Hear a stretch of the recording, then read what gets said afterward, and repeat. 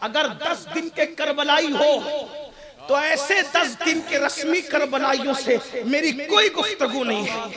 کیا بات ہے. اس لیے کہ ہم 10 دن میں کپڑے بدل کر حسینی بننے والے لوگ نہیں ہیں کہ 10 دن میں کپڑے کا رنگ بدل کر حسینی ہو جائے. کپڑے کا رنگ حسینی نہیں بناتا بلکہ عمل کا رنگ حسینیت کی طرف لے کر کے جاتا ہے. 10 دن کے حسینی نہ بنو، یہ مکاری ہے. لمحے لمحے کے حسینی بنو، پل پل کے حسینی بنو، ساتھ ساتھ کے حسینی بنو. بلکہ واللہ حسینیت ایسے رگو پے میں سما جائے کہ دنیا اگر کاٹے تو خون کا قطرہ قطرہ حسین پاک کی محبت کا نعرہ لگاتے ہوئے نظر آئے. لیکن یہ حسینیت کیا ہے؟ یہ ہاتھوں کے نعرے حسینیت نہیں ہے، یہ ہاتھوں کے کڑے حسینیت نہیں ہے، یہ زبانی دعوے حسینیت نہیں ہے. حسینیت تو یہ ہے کٹا ہوا سر قرآن پڑھ رہا ہے. آپ سے پوچھنا چاہتا ہوں نیزے پر قرآن سنانے کا مطلب کیا ہے؟ نیزے پہ قرآن کہ میرا جسم کا تعلق تو میرے سر سے کٹ سکتا ہے لیکن قرآن سے ہمارا تعلق نہیں کٹ سکتا. دیارے مدینہ کانفرنس میں آنے والوں پوچھتا ہوں قرآن سے اپنا کیا تعلق ہے؟ آپ سے پوچھتا ہوں قرآن سے کیا تعلق ہے؟ صرف آپ اپنے آپ میں سوچو. میں آپ کو ذلیل کرنے نہیں آیا، میں آپ کو کہ ہاتھ اٹھوا کے پوچھو کہ قرآن کب پڑھا تھا. نہیں، آپ کی عزت ہمارے لیے بہت قیمتی.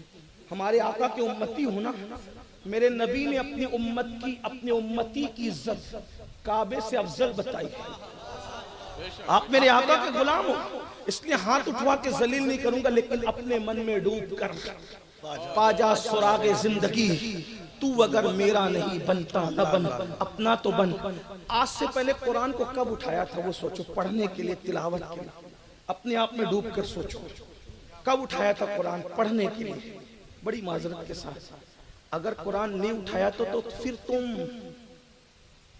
اس لیے کہ ہمارے نزدیک، حالانکہ عنوان نکل آیا ہے تو بات اس کروں لیکن میرا عنوان دوسرا ہے. ہمارے نزدیک حسین صرف کسی 5-6 فٹ کی قد کی ذات کا نام نہیں ہے. ہمارے نزدیک حسین مکمل ایک نظریے کا نام ہے. قد کا نام کیونکہ کچھ شخصیت ایسی ہوتی ہے کہ وہ شخصیت نہیں ہوتی بلکہ وہ نظریہ بن جاتی ہے. امام حسین ایک نظریے کا نام ہے. ٹھیک.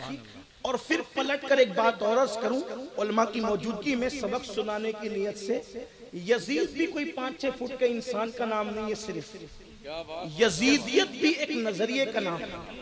2 نظریے. اگر آپ قد کو صرف حسین مانتے ہیں تو پھر کربلا کی جنگ میں جیتا کون اور ہارا کون اس پہ سوالیہ نشان کھڑا ہو جائے گا. کیا بات ہے. اگر صرف ذات مانتے ہیں تو پھر جنگ میں کون جیتا یہ ایک سوالیہ نشان کھڑا ہوگا. اگر کوئی اس پر بات کرنا چاہے تو میں کوئی مناظر تو نہیں ہوں، ایک طالب علم میں بات کر سکتا ہوں کہ جو کٹ جائے وہ کیسے جیتا، جو لٹ جائے وہ کیسے جیتا، جس کے خیمے بھی جل گئے وہ کیسے جیتا، اور جو محل میں بیٹھا وہ کیا بات ہے حضرت، وہ کیسے ہارا. تو ماننا پڑے گا کہ امام حسین صرف ایک ذات کا نام نہیں، نظریے کا نام ہے. توجہ کرنا، نظریے کا نام ہے، نظریہ ہے حسین. اور یزید بھی صرف ذات کا نام نہیں ہے، صرف کہنا ذات کا نام نہیں، نظریے کا نام ہے. تو اب جیتا کون کربلا کی جنگ میں؟ تو اپنے بیگانے سب کہتے ہیں حسین جیتے. کیوں جیتے؟ اس لیے کہ آج یزید کا نظریہ لے کر کوئی منبر نہیں لگتا. جب بھی منبر لگتا ہے تو نظریہ حسین لے کر سینہ تان کر میدان میں، سینہ تان کر میدان میں کوئی نظریہ یزید بیان نہیں ہوتا. سینہ تان کر میدان میں نظریہ حسین بیان ہوتا ہے. تو پتا چلا جس کا نظریہ زندہ ہے وہ بھی زندہ ہے اور وہ جیتا ہوا ہے، اور جس کا نظریہ مٹی میں مل گیا ہے وہ ہارا ہوا ہے، وہ بھی مٹی میں مل گیا ہے. لیکن ایک بات کہوں گا، آپ کس کے ساتھ کھڑے ہیں؟ آپ کس کے ساتھ کھڑے ہیں؟ اگر برا نہیں مانے تو میں مظفر پور والوں سے کہوں گا آپ کس کے ساتھ؟ ایک نظریہ ہے کٹ کے بھی قرآن پڑھنا، نیزے پہ قرآن پڑھنا ایک نظریہ ہے. دنیا چھوڑ دیں گے قرآن نہیں چھوڑیں گے، دنیا چھوڑیں گے قرآن نہیں چھوڑیں گے. دوسری طرف نظریہ ہے قرآن چھوڑ دیں گے شراب نہیں چھوڑیں گے. یہ دو نظریات ہیں. ایک نظریہ حسین اعظم، ایک نظریہ یزید پلید ملعون. اب آپ سے پوچھتا ہوں آپ کس کے ساتھ کھڑے ہیں؟ زبان سے نہیں پوچھوں گا، کیا سوال، پھر ہاتھ بھی نہیں اٹھواؤں گا کیونکہ آپ اس سے بہتر ہے میری نظر میں.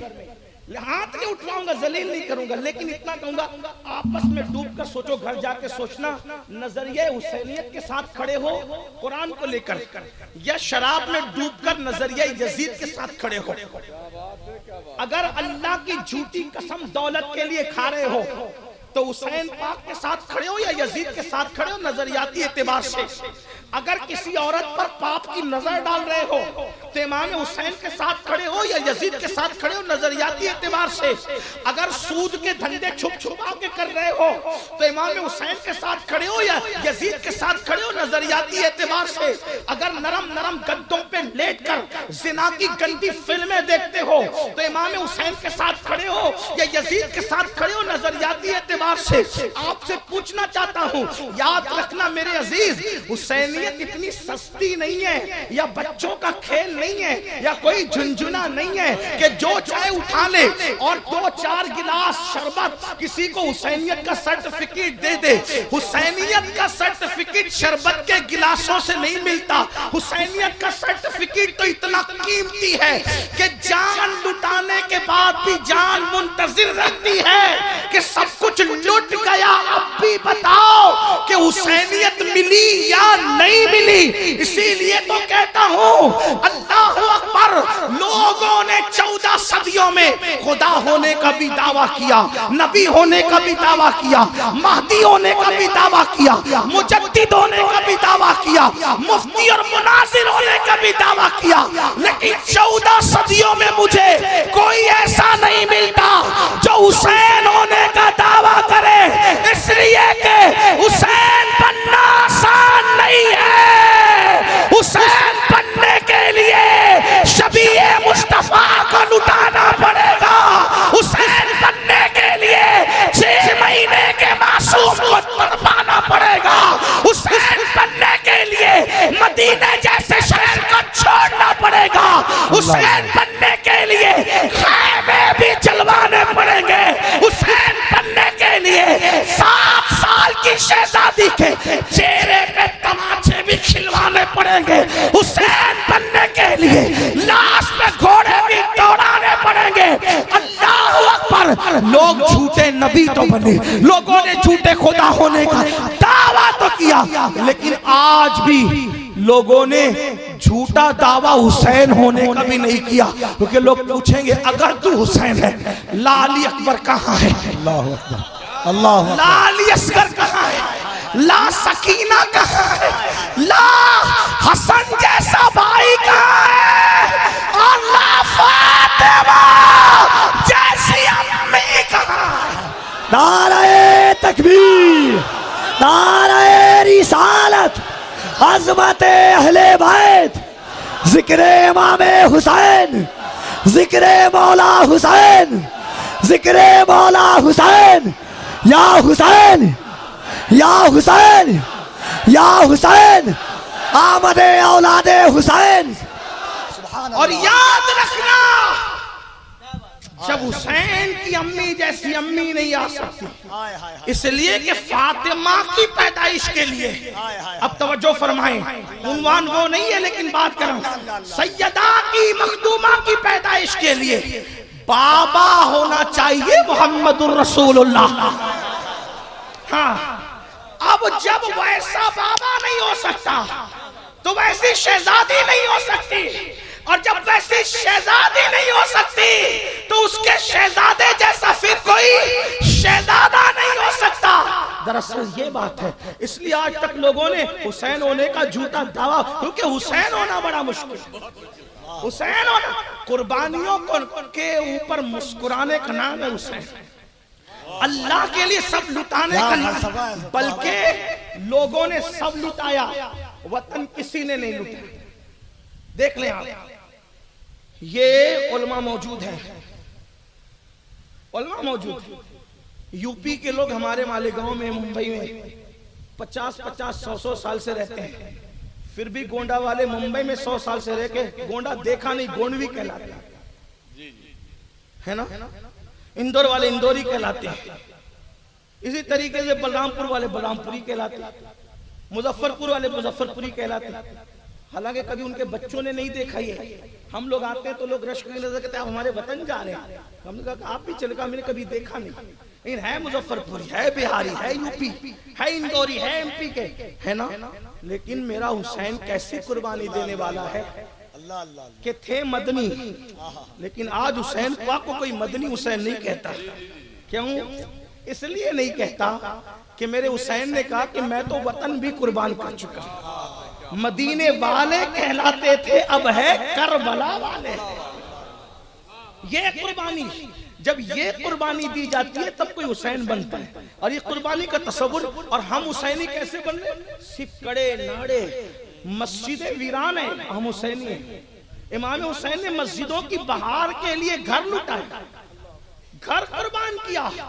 پھر سے ہمیں اس بات کو سوچنے کی ضرورت ہے۔ تو میں بات دور نکلتی عرض کر رہا تھا، سوچو غور کرو، کس کے ساتھ کھڑے ہو؟ یزید کے ساتھ؟ دیکھو زبانی طور پہ تو ہم امام حسین کے ساتھ کھڑے ہیں، عملی طور پہ آپ کس کے ساتھ کھڑے ہیں؟ اور اللہ کی عدالت میں اس کو وہیں کھڑا کیا جائے گا جو عملی طور پر جس کے ساتھ ہوگا۔ اس پلید کے ساتھ اٹھنا، پھر اگر نماز کے لیے فجر میں اٹھنے کی توفیق نہیں ہے تو پھر یزید کے ساتھ اٹھنے کے لیے تیار ہو جاؤ۔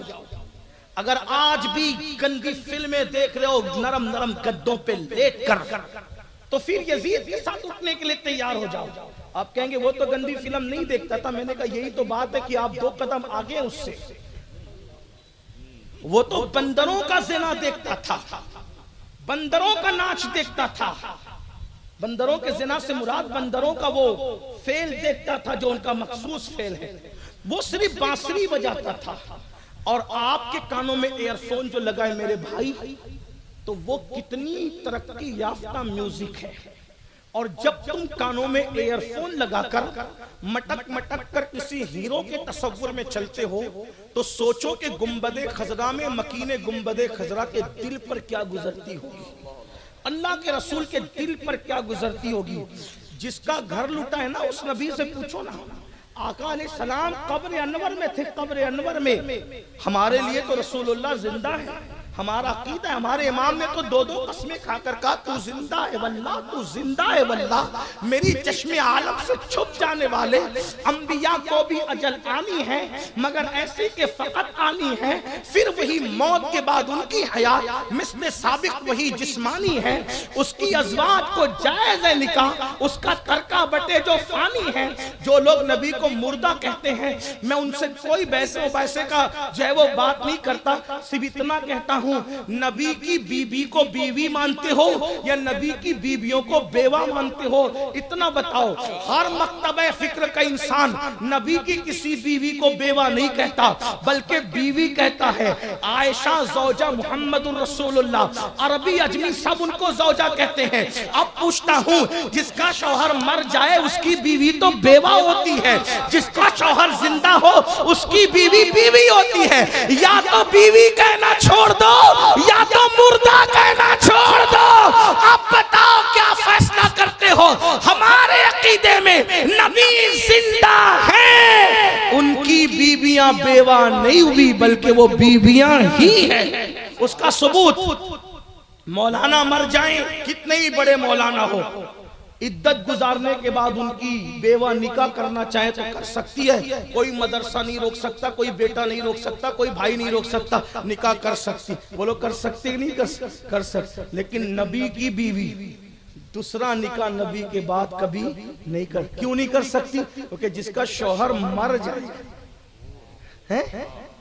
وہ نکاح کر سکتی، جس کا شوہر زندہ ہو وہ کیسے؟ اسی لیے امت کا دیکھ لو نا، پوچھ لو کسی مکتب فکر سے پوچھ لو، حضور کی بیویاں بیویاں ہیں، اور اگر وہ نہ مانے مکتب والا آدمی تو ہمیں مکتب کی کیا ضرورت ہے؟ قرآن کہتا ہے یا ایھا النبی قل لازواجکا، آپ اپنی بیویوں سے کہہ دے۔ تو قرآن رسول اللہ کے ظاہری دور کے لیے تھا یا قیامت تک کے لیے ہے؟ تو جب قرآن قیامت تک کے لیے تو قرآن ابھی بھی تو زوجہ مصطفیٰ کہہ رہا ہے۔ یہ اصل بات ہے۔ تو بات دور نہ نکلے تو یہ عرض کر رہا تھا مسلمانوں، سوچو، غور کرو، جب کانوں میں ایئر فون لگاتے ہو، میوزک سنتے، آقا کے دل پر کیا گزرا؟ حجام کی کرسی پر بیٹھ کر کے بڑھاپے میں بھی داڑھی مڈاتے، چہرے پہ بسترا پھراتے، ہنسنے کی کوئی بات نہیں ہے یہاں، صرف آپ کا عشق رسول جانچنا ہے۔ عشق مصطفیٰ صرف نعتوں کو سن کر یہ نعرہ لگانا کہ غلامی رسول میں موت بھی قبول ہے۔ سوچو، کبھی سوچا جب صوفی سرمد نے فیضی کو، فیضی ایک مولوی تھا جو اکبر کے دربار میں رہتا تھا اور اکبر کی ہر بات پر وہ الٹی سلٹی دلیلیں پیش کرتا تھا، اکبر کی محبت اس پر اتنی غالب آ گئی کہ فیضی نے اکبر کے کہنے پہ داڑھی بھی منڈانا شروع کر دی۔ چھوٹا موٹا آدمی نہیں تھا، بڑا مولانا تھا، عالم تھا، مولانا نہیں عالم تھا، بلکہ عالم بھی کیا کہو، پڑھا لکھا آدمی تھا، لیکن اس کی علمی صلاحیت اتنی تھی میرے بھائی کہ اس نے قرآن مقدس کی تفسیر بغیر نقطے کے لکھی ہے، کوئی نقطہ نہیں ہے قرآن کی تفسیر۔ علماء سے پوچھو ایک صفحہ لکھنا دشوار ہوتا ہے بغیر نقطے کے، اس نے پوری قرآن کی تفسیر لکھی ہے۔ فیضی اتنا بڑا علم والا تھا، اکبر کے کہنے پر داڑھی منڈانا شروع کر۔ صوفی سرمست جا رہے تھے، اللہ کے ولی تھے، دیکھا کہ فیضی حجام کی کرسی پہ بیٹھ کے داڑھی منڈا رہا ہے، تو فیضی کا فیضی داڑھی چھیل رہے ہو؟ تو چونکہ اللہ والوں کا مذاق اڑانا اس کا اپنے طبیعت میں تھا، اس نے جواب دیا حضرت داڑھی ہی تو چھیل رہا ہوں، کسی کا دل تھوڑے چھیل رہا ہوں۔ تب صوفی سرمست نے کہا بابا جو میں دیکھ رہا ہوں اگر تو وہ دیکھ لیتا تو تجھے احساس ہوتا کہ تیرے چہرے پہ چلنے والا وسترا تیرے گالوں پہ بعد میں چلتا ہے، پہلے وہ محمد الرسول اللہ کے دل کو تکلیف پہنچاتا ہے۔ سر قربان کرنے کی بات کرتے ہیں، بتاؤ جو قوم اپنے نبی کے نام پر داڑھی کے چند بال نہ بڑھا سکے، اس قوم کو عاشق رسول کہلانے کا حق کیا ہے؟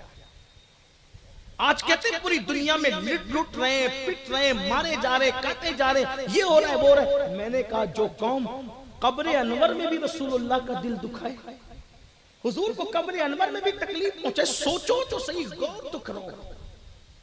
یہ بات میں اپنی طرف سے نہیں کہہ رہا ہوں، سیدنا فاروق اعظم عمر ابن خطاب کہتے ہیں، لوگ کہتے ہیں چھوٹا گناہ بڑا گناہ، میں تو اتنا سمجھتا ہوں گناہ کوئی بھی کرو اس سے نبی کا دل دکھتا ہے، آقا کے دل کو تکلیف پہنچتی ہے۔ اور سن لو جب آقا کے دل کو تکلیف پہنچاؤ گے تو اللہ کتنا ناراض ہوگا، وہ کیسے پکڑ کرے گا۔ تو عرض یہ کر رہا تھا، جلدی بات مکمل کرتا ہوں۔ میرے اور تمہارے سچے نبی مصطفیٰ جان رحمت صلی اللہ علیہ وآلہ وسلم نے ارشاد فرمایا، اللہ آقا فرماتے ہیں کہ جہنم کے اندر ایک وادی ہے، اس وادی کا نام جب الحزن ہے، اس وادی کا نام جب الحزن ہے۔ جب الحزن کا مطلب اپنی عام زبان میں بتائیں کہ غم کا کنواں ہے اس وادی کا نام، اور اس کے اندر میرے آقا علیہ السلام فرماتے ہیں خچر کی طرح موٹے موٹے بچھو ہیں، اور ایک بچھو کے منہ میں 70 ڈنک ہے۔ جب کوئی بے نمازی مرے گا تو اسی جب الحزن میں اس کو داخل کیا جائے گا، اور جب وہ موٹے موٹے 70 منہ والے بچھو اس کو ڈنک ماریں گے تو 1000 سال تک کے وہ زہر اس کے جسم میں گھومتا رہے گا، اس کی ہڈی کے جوڑ ٹوٹ جائیں گے۔ آپ سے پوچھتا ہوں، بہت غرور ہے نا اپنی جوانی پر، بڑا ناز ہے نا اپنی طاقت پر، ہے کوئی مقابلہ کرنے والا؟ کھیت کا بچھو انگلی بھر انگوٹھے بھر ہوتا ہے، اگر وہ ڈنک مار لے تو آدمی پورا کے پورا تڑپنے لگتا ہے۔ کھیت کا بچھو کا ڈنک ہم برداشت نہیں کر سکتے، اللہ کی جہنم کا بنایا ہوا وہ بچھو جس کے 70 منہ ہیں، اور یہ اللہ کے رسول کا فرمان ہے 1000 سال تک کے زہر گھومتا رہے گا۔ کیا جاتا ہے 10 منٹ نماز پڑھنے میں، کیا جاتا ہے 10 منٹ نماز کا وقت نکالنے میں، سب کے لیے ٹائم، رب کے لیے ٹائم نہیں۔ میں اپنی بہنوں سے کہنے چلا تھا، میری بہنوں شوہر کتنا بھی وفادار ہوگا بلکہ دنیا میں میرے بھائی کوئی اپنا نہیں، کوئی اپنا نہیں۔ قرآن کہتا ہے لا تنس نصیبک من الدنیا، دنیا سے اپنے نصیب کا مت بھولو، کفن کے سوا کچھ نہیں لے کر کے جاؤ گے۔ جس دن سیدہ فاطمہ الزہرا کا وصال ہوا تھا اس دن مولا علی نے روتے ہوئے کہا تھا آج مجھے یقین ہے، پہلے سے بات یقین کی تھی لیکن روتے ہوئے کہتے تھا آج مجھے یقین ہو گیا کہ دنیا میں اللہ کے سوا کوئی اپنا نہیں۔ سیدہ فاطمہ کے وصال کے دن یہ تاریخی جملہ کہا تھا، کیوں؟ لوگوں نے کہا کیوں؟ فرماتے ہیں ایک بار فاطمہ کہتا تھا تو 3 بار لبیک کہتے ہوئے دوڑتی آتی تھی، اب 3 بار آواز دیتا ہوں لیکن کوئی جواب نہیں دیتی۔ وصال فاطمہ نے بتایا دنیا میں کوئی جن کا نکاح آسمانوں پر ہوا ہے، آپ بتائیں تو صحیح، اور جن کا نکاح آسمانوں پر ہونے پر علماء نے سینکڑوں دلیلیں پیش کی ہیں، وہ مولا علی فرما رہے دنیا میں کوئی اپنا نہیں ہے، ہمارا کون؟ سب سے دل لگایا، دوستوں کے ساتھ بیٹھتے تو گھنٹوں بیٹھتے، اللہ کے لیے 10 منٹ کا ٹائم نہیں نکالتا۔ اور اتنا عذاب ہے میرے بھائی بے نمازی ہونے کا، سب کو تو جانے دو، ساری باتیں اپنی جگہ۔ اللہ کے رسول علیہ السلام بے نمازیوں سے اتنے ناراض ہے کہ آقا نے صحابہ سے کہا بے نمازی ملے تو اس کے ساتھ بیٹھو بھی مت۔ جیسے ہم اپنے بچوں کو بگڑے ہوئے بچوں سے روکتے ہیں نا کہ ان کے ساتھ نہ بیٹھا کرو، آقا فرماتے ہیں حضرت ابو ہریرہ سے مخاطب ہو کر ابو ہریرہ بے نمازی کے ساتھ نہ بیٹھا کر، کیونکہ بے نمازی جہاں ہوتا ہے آسمان سے اس پر لعنت برستی ہے، لعنت۔ جس قوم پہ لعنت برسے وہاں برکت کیسے ہوگی؟ بڑی معذرت کے ساتھ برا مت ماننا، میری بات کا مفہوم مخالف مراد مت لینا۔ لعنت کون برسا رہا ہے؟ بولے اللہ۔ کون برسا رہا ہے؟ برا تو نہیں لگ رہا نا آپ کو میری بات کا، لیکن لعنت کون برسا رہا ہے؟ جواب دے، کون برسا رہا ہے؟ اللہ۔ کون برسا رہا ہے؟ جہاں لعنت ہوگی وہاں رحمت ہوگی۔ اب لعنت برسانے پر گئی گھر کی برکت، گھر کی برکت گئی۔ اب آپ آئے میرے پاس، امین القادری تو تعویذ دے تاکہ گھر میں برکت ہو۔ اب جس کی گھر کی برکت اللہ اٹھا لے تو کروڑوں امین القادری مل کر بھی اگر پورا تعویذ نہیں بلکہ پورا قرآن آپ کے گھر میں بیٹھ کے لکھیں تو بھی کیا آپ کے گھر میں برکت ہو سکتی ہے؟ نہیں ہو سکتی۔ برکت اٹھائی اللہ نے اور برکت لانے جا رہے ملا کے پاس۔ آپ مجھے بتائیں نا میرے بھائی، یہ جملے کڑوے ضرور ہیں لیکن معاف کرنا، آج جو مسلمان پریشان ہیں نماز چھوڑنے کی وجہ سے، اور جب تک مسجد میں نہیں آؤ گے اپنے مسئلے کا کوئی حل نہیں ہوگا۔ مسائل کا حل کل بھی اللہ کی بارگاہ میں تھا، آج بھی اللہ کی بارگاہ میں ہے، اور قیامت تک اللہ کی بارگاہ ہی سے مسائل کا حل ہے۔ جب تک مسلمان نماز کا پابند رہا، یہی ہندوستان ہے ہندوستان۔ 1000 سال تک اس ہندوستان کے تخت پر ہمارے قدم تھے، آج بھیک مانگ رہے ہیں ہم، آج ڈر رہے کہ کل کیا ہوگا، کل کیا ہوگا۔ یہ جتنے آج تمہیں آنکھیں دکھا رہے ہیں، کل تمہارے سامنے کاسہ گدائی لے کر کھڑے تھے، ان کے باپ دادا بھیک مانگ رہے تھے ہمارے دروازوں پر۔ کب تک؟ جب تک ہم اللہ کی چوکھٹ سے وابستہ تھے لوگ ہمارے دروازے پہ بھیک مانگ رہے تھے۔ جب سے ہم نے مسجدوں کا در چھوڑ دیا، اللہ کا در چھوڑ دیا، خدا کی چوکھٹ چھوڑ دی، آج تم بھیک مانگ رہے ہو اور دنیا بھیک دینے کے لیے تیار نہیں ہے، ذلیل کر رہی ہے دنیا۔ رو رہے ہو یہ ہو گیا وہ ہو گیا، لوگوں کے سامنے گڑ گڑانے کی بجائے اللہ کی بارگاہ میں گڑ گڑاؤ۔ میرا اللہ ماحول بدلنے میں اس کو ٹائم نہیں لگتا، یاد رکھنا، صدیوں کا بگڑا ہوا ماحول وہ لمحے میں بناتا ہے۔ اس کی شان ہے کن فیکن، اس کی شان ہے کن فیکن۔ وہ کہہ دیتا ہو جاتا ہے. فرعون کے گھر میں اگر موسیٰ کو پالنا چاہے اس کو کوئی نہیں روک سکتا. بے شک بے شک. لنگڑے مچھر سے نمرود کو ہلاک کرنا چاہے اس کو کوئی نہیں روک سکتا. جہاں لوگوں کی طاقتیں ناکام ہو جاتی ہے وہاں میرا اللہ لنگڑے مچھر سے کام لیتا ہے. آپ لوگوں سے کیوں ڈرتے ہو؟ اللہ سے ڈرو. اور اللہ سے ڈرنے کا مطلب کیا ہے؟ گناہ چھوڑ دو، گناہوں سے ہجرت کر لو، توبہ کر لو. آپ کو درد ہے نا، درد ہے نا بچیاں ادھر ادھر کیوں جا رہی ہے؟ یہ صرف واٹس ایپ پر شیئر کرنے کے لیے درد ہے. آپ کو درد ہے نا قوم کا، صرف کانفرنسوں میں درد بھری باتیں کرنے کے لیے درد ہے. بتاؤ اگر واقعی درد ہے میں سمجھ لوں میں بدلوں گا تو ماحول بدلے گا. میں نے گناہ نہیں کرنا، چھوڑ دینا. اور ایک بار گناہ چھوڑ کر دیکھو، گناہ چھوڑنے میں سکون ہے، سکون. یہ جو نرم نرم بستروں پر پیٹ بھر کے کھا کے بھی سکون کی نیند نہیں آتی، کروٹیں بدلتے ہو، وجہ کیا ہے؟ ناراض ہے اللہ. اللہ ہم سے ناراض. اللہ کو مناؤ. لوگ کہتے ہیں مولانا مدد کیوں نہیں آتی؟ فلاں مر رہا ہے، آسمان سے مدد کیوں نہیں آتی؟ گھروں پر بلڈوزر چل رہے، آسمان سے مدد کیوں نہیں آتی؟ عورتوں کے جنازے اور عزتوں کے جنازے اٹھ رہے ہیں، اللہ کی مدد کیوں نہیں آتی؟ کیوں نہیں آتی اللہ کی مدد؟ برقع پہن کر کے بچیاں سگنلوں پہ بھیک مانگ رہی ہیں، اللہ کی مدد کیوں نہیں آتی؟ گھروں سے دھوئیں اٹھ رہے، اللہ کی مدد کیوں نہیں آتی؟ مسجدوں کی حرمتیں پامال ہو رہی ہیں، اللہ کی مدد کیوں نہیں آتی؟ قرآن کے اوراق جلائے جانے، اللہ کی مدد کیوں نہیں آتی؟ میں نے کہا جو قوم پوری پوری رات زنا کی فلمیں دیکھے گی اس پر اللہ کی مدد کیسے نازل ہوگی؟ جنہوں نے مسجدوں کو ویران کر دیا ان پر اللہ کی مدد کیسے نازل ہوگی؟ اللہ اکبر. جو بھاوت کے ساتھ دیور پاپ کی نظر ڈالے اس قوم پر اللہ کی مدد کیسے آئے گی؟ جس گھر میں سالی اور بہنوئی کا تقدس پامال ہو اس گھر میں اللہ کی مدد کیسے آئے گی؟ جس گھر میں قرآن تیجے 10ویں 20ویں پہ تو پڑھا جاتا ہے لیکن فلمیں روزانہ دیکھی جاتی ہے ان لوگوں پر اللہ کی مدد کیسے آئے گی؟ بلکہ ایک بات کہہ دوں، یاد رکھنا یہ جو دوسرے لوگ آنکھیں دکھا رہے ہیں ان کو اللہ ہی نے مسلط کیا ہے. کیونکہ اللہ آنے جانے سے پاک ہے. نہ وہ ڈائریکٹ انعام دینے کے لیے آتا ہے نہ ڈائریکٹ سزا دینے کے لیے آتا ہے، کیونکہ وہ آنے جانے سے پاک ہے، وہ گھٹنے بڑھنے سے پاک ہے، وہ تصور و تخیل سے پاک ہے.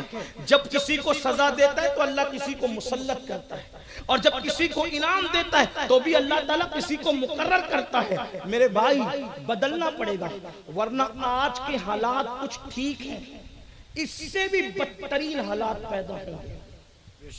کوئی مدد نہیں کرے. جس سے اللہ مدد کا ہاتھ اٹھا لے کوئی مدد نہیں کر سکتا. اللہ کے رسول علیہ السلام کا فرمان ہے جب کوئی نماز چھوڑ دیتا ہے تو چھوٹے چھوٹے کیڑے مکوڑے کہتے ہیں اللہ مجھے حکم دے کہ میں اس کو قتل کروں. کیڑے مکوڑے کہتے ہیں اسے قتل کر، اس کا وجود میں نہیں دیکھ سکتا کیونکہ تیرا باقی ہے. جس قوم سے کیڑے مکوڑے نفرت کریں اس قوم سے لوگ کیسے محبت کریں گے؟ اور آپ کہتے ہیں نہیں مولانا بڑا تعصب کا دور ہے. میں بس اتنا سمجھتا ہوں میں کسی کی چمچگیری کرنے نہیں آیا، نہ میں کوئی سیاسی آدمی ہوں. تعصب کا دور ہے، ٹھیک ہے. آپ کے ساتھ وہ بس پہ بھی آپ کو جگہ نہیں دینا چاہتے. دنیا کے لوگ بس میں بھی اپنی سیٹ پر آپ کو بیٹھنے کے لیے بازو میں جگہ آپ کو دیکھتے ہیں تو اور پھیل کے بیٹھ جاتے، جگہ نہیں دیتے. لیکن یہی بندہ جو آپ جیسے مسلمان کو بس میں اپنے بازو میں بٹھانا نہیں چاہ رہا تھا، جب یہ اجمیر شریف یہی جا رہا ہے تو ہاتھوں میں پھول لے کر جا رہا ہے. وہی جو بس پہ آپ کو بیٹھنے نہیں دے رہا ہے اجمیر شریف وہی پھول لے کے جا رہا ہے. مسعود سالار غازی کے وہی جا کر کے سر جھکا رہا ہے. وارث دیوا کے وہی جا کر کے اپنا سر خم کر رہا ہے. مخدوم کے چوچا کے وہاں وہ جا کر کے ہاتھ جوڑ رہا ہے. اب یہ انداز کتنے جائز ہے ناجائز ہے یہ مفتی صاحبان لوگ فیصلہ کریں گے. لیکن ایک بات میں کہہ رہا ہوں، کیا آپ کو جو اپنے بازو میں بیٹھنے کے لیے بس میں جگہ نہیں دے رہا تھا وہ میرے مخدوم کے ہاتھ کیوں جوڑ رہا ہے؟ وہ غریب نواز کی چوکھٹ پہ پھول کیوں لے کے جا رہا ہے؟ تعصب کے اس دور میں خواجہ داتا بتا رہے ہیں او نبی کا دل دکھانے والے تم میرے جیسا مسلمان بن جا، آج بھی یہ تعصبی تجھے پھول پیش کرنے پر مجبور ہو جائیں گے. بات تعصب کی نہیں ہے، مجھ جیسا سچا مسلمان بن، یہ بھی تیری غلامی کرتے نظر آئیں گے۔ تو اسمی اور رسمی مسلمان تو بنا، لیکن تو معین الدین جیسا مسلمان نہیں۔ یہ بات ہے، لیکن بات ہمارے جلسوں میں ہم سنتے ہیں، پھر کہتے ہیں کل، پھر کہتے ہیں کل۔ کون سے وہ گناہ ہے جو ہمارے سماج میں نہیں؟ ایک گناہ پڑھ کر بات اینڈ کی طرف لے جاتا ہوں۔ اس وقت ہمارے سماج میں جو گناہ بہت تیزی سے بڑھ رہا ہے وہ ہے لڑکے اور لڑکیوں کے آپسی ناجائز تعلقات، اور اس کو فیشن کا نام دیا جائے۔ میں سمجھتا ہوں 80% لڑکے اور لڑکیاں کسی مذہب کے ہو، کسی مسلک کے ہو، اگر آپ ان کی زندگی میں دیکھیں گے تو یہی، اور اس کو یہ فیشن کا نام دیتے ہیں۔ جس 20% لڑکے اور لڑکیاں محفوظ ہیں وہ ان کو تانا دیتے ہیں، اور لڑکوں کو کہتے ہیں تم لوگ مرد نہیں ہو۔ اسکول اور کالج میں ہم لوگ بھی یہ تانا سن چکے ہیں، حالانکہ وہ دور تو آج سے تقریباً 15 17 20 سال پہلے کا دور تھا۔ ابھی تو اور بگاڑ پیدا ہو گیا، اس لیے زیادہ علم ہے مجھے، کیونکہ میں خود جو ہے ایک انگلش اسکول اور ایک جونیئر کالج کا چیئرمن ہوں۔ حالانکہ ہم اپنا تعارف اس اعتبار سے کبھی نہیں کراتے، ہمارا تعارف اتنا ہے کہ بہت اچھا تعارف ہے اپنا، بس صدق و صفا گشت بیچارہ جامی، غلام غلامان آل محمد۔ اپنا تعارف بس اتنا ہی ہے کہ سگے سگانے بارگاہ رسول ہے، اور کچھ نہیں، لیکن اتنا ہے سنی دعوت اسلامی نے پورے انڈیا میں اب تک انگلش اسکول 15 سے زائد قائم کر دیے۔ عشق رسول کے ماحول میں انگریزی تعلیم دی جا رہی ہمارے یہاں، لیکن ماحول بہرحال ہمیں پتہ اسکولوں کا، کالجوں کا، تو وہ 20% جو محفوظ ہیں ان کو تانا دیا جاتا ہے تم مرد ہی نہیں ہو۔ لڑکیاں کہتی ہیں تو پرانے دور کے دقیانوسی خیال کے یہ اور وہ اور وہ ہے، یہ گناہ بڑھتا جاتا ہے، اور اس کو فیشن ہے۔ ہر فلم کا سرنامہ ہے عشق، ہر ناول کا عنوان ہے عشق، انہیں پتہ ہی نہیں عشق کہتے کسے۔ اگر کوئی واقعی عشق کرے نا، میں اس کے ساتھ کھڑا ہوں۔ تم جو عشق کر رہے ہو یہ نفسانیت ہے، یہ درندگی ہے، یہ پاپ ہے، یہ کسی کی آبرو پر حملہ کرنے کا بدترین بہانہ ہے۔ اگر کوئی پیشاب کو شربت کہہ کر پیے وہ شربت نہیں ہو سکتا۔ نام بدلنے سے اشیاء کی حقیقت نہیں بدلتی۔ عشق کیا ہے؟ چلو آؤ عشق ہی کرنا ہے، ہم آپ کے ساتھ کھڑے۔ ہمارے مذہب میں یہاں تک ہے، صاحب بار شریعت حضور صدر الشریعہ رحمت اللہ علیہ مسئلہ لکھتے ہیں حدیث کی روشنی میں کہ اگر کسی کو کسی سے عشق ہو جائے وہ پاک دامن رہے، دل میں چھپا کے رکھے، کسی سے اظہار نہ کرے، اسی حالت میں مرے گا تو مقام شہادت پائے گا۔ ہمارے یہاں عشق کرنے پہ مر جائے، حضور کے عشق کی بات نہیں کر رہا ہوں ابھی میں، حضور علیہ السلام وہ تو بہت بڑی چیز ہے، کسی کو کسی سے اپنے جیسے انسان سے عشق ہو جائے لیکن پاک دامن رہے۔ عشق میں پاک دامنی شرط ہے، یہاں تو پاک دامنی ہے ہی نہیں، بلکہ جھوٹے وعدے، شادی کے نام پر ایک لڑکی کا سب کچھ لوٹ لیا جاتا ہے، اور جیسے بھورا پھول کا رس چوس کر دوبارہ اس طرف رخ نہیں کرتا، ویسے ہی لڑکے لڑکیوں کا سب کچھ لوٹ کر پھر دوبارہ اس طرف رخ نہیں کرتے، اور پھر وہ لڑکی بیچاری زندگی بھر کسی کو منہ دکھانے کے قابل نہیں رہتے۔ آج کل شریف لڑکیوں کو اچھے رشتے نہیں آ رہے، جو بدنام ہو چکی سماج میں اس کو کب رشتہ آئے گا اچھا؟ آج کل کا چیٹر اور چور بھی کسی ایسی لڑکی کو بیوی بنانے کے لیے تیار نہیں ہوتا جو بدنام ہو چکی ہو۔ میں اپنی قوم کے لڑکوں سے پوچھتا ہوں، اگر یہی حالت تیری بہن کے ساتھ ہوتی تو تیرے دل پہ کیا گزرتا؟ یہی کیفیت اگر تیری بیٹی کے ساتھ ہوتی تو تیرے دل پہ کیا گزرتا؟ اور یاد رکھنا، اگر آج تو نے کسی کی بہن بیٹی کی آبرو کا نیلام کر کے اور اس کا سب کچھ، اس کی جوانی اور شباب چوس کر تو بھاگ گیا ہے جھوٹے وعدے کر کے، وہ کروٹ بدلتی ہوگی جب اس کی آہیں باب اجابت الہی سے ٹکرائے گی، اور وہ تجھے چین سے جینے نہیں دے گی۔ کسی کی بھی الٹی گنتی اسی وقت شروع ہوتی ہے، کسی کو بھی زوال اس وقت شروع ہوتا ہے جب کوئی کسی پر ظلم کرتا ہے۔ اسی لیے اللہ کے رسول علیہ السلام نے فرمایا مظلوم کی آہ سے بچو، کہ اللہ اور مظلوم کی آہ کے درمیان کوئی پردہ اور حجاب نہیں ہوتا۔ یہ فلم میرے بھائی ہماری زندگی 3 گھنٹے کی فلم نہیں ہے. اے میرے نوجوان، میری قوم کی بیٹیوں سے بھی کہتا ہوں، تم بہت بھولی ہو میری بچیوں. وہ 3 گھنٹے کی فلم تیری زندگی نہیں ہے. تجھے تو 60 سال جینا ہے، 70 سال جینا ہے. تو پاک دامن رہے، گھر میں رہے، پردے سے رہے. کسی اداکارہ، کسی لڑکی کو تو آئیڈیل مت بنا. اگر تو نے آئیڈیل بنانا تو سیدہ زینب کو بنانا. تو نے آئیڈیل بنانا سیدہ فاطمہ کو بنانا. تو نے آئیڈیل بنانا سیدہ خدیجہ کو بنانا. تو نے آئیڈیل بنانا تو سیدہ عائشہ صدیقہ کو بنانا. میری بہنوں، ان سیدانیوں کی زندگی کو پڑھو. نبی کے گھر والی خواتین کو، حضرت عاتقہ کی زندگی کو پڑھو، صحابیات کی زندگی کو پڑھو. کیا وہ خواتین تھی؟ آج عورتیں میک اپ کر کے ولیمے میں چلی، میک اپ کر کے شادیوں میں چلی، دوپٹوں کو گلے میں لٹکا دیا. کیا وہ خواتین تھی؟ حضرت سیدہ سمیہ اسلام کے نام پر پہلی شہید عورت ہے. یہ پہلی شہید خاتون سمیہ بڑی عمر کی خاتون تھی. اسلام قبول کر لیا اور گھر گھر جا کر کے عورتوں کو سمجھاتی تھی اور رسول اللہ کے قریب لا کر کے بٹھاتی تھی. کہتی تھی حضور ان کو مسلمان کریں.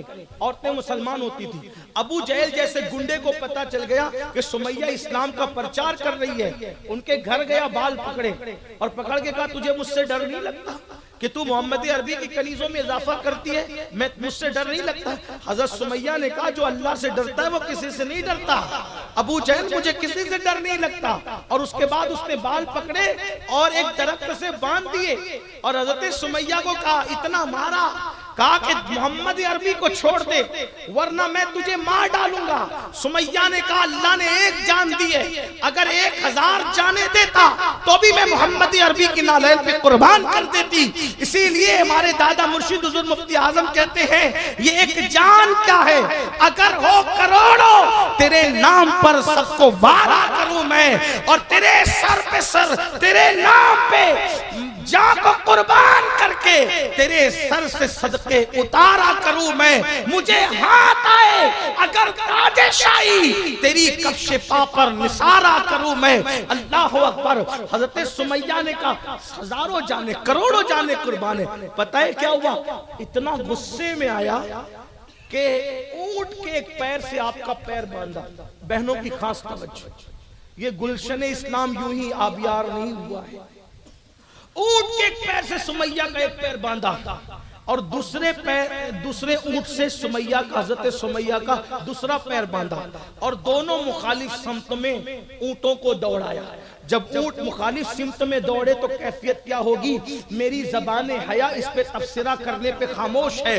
جب اس مقدس صحابیہ کے دونوں پیروں میں فاصلہ ہوا تو اس مقام پر تیر چلوایا جس کا ذکر نہیں کیا جا سکتا. اللہ اکبر. وہ خاتون کا وجود 2 حصوں میں تقسیم ہوا، شہید ہوئی لیکن محمد عربی کا دامن چھوڑنے کے لیے تیار نہیں ہوئی. آج تو کوئی شادی کی لالچ دے دے تو آبرو لٹ جائے.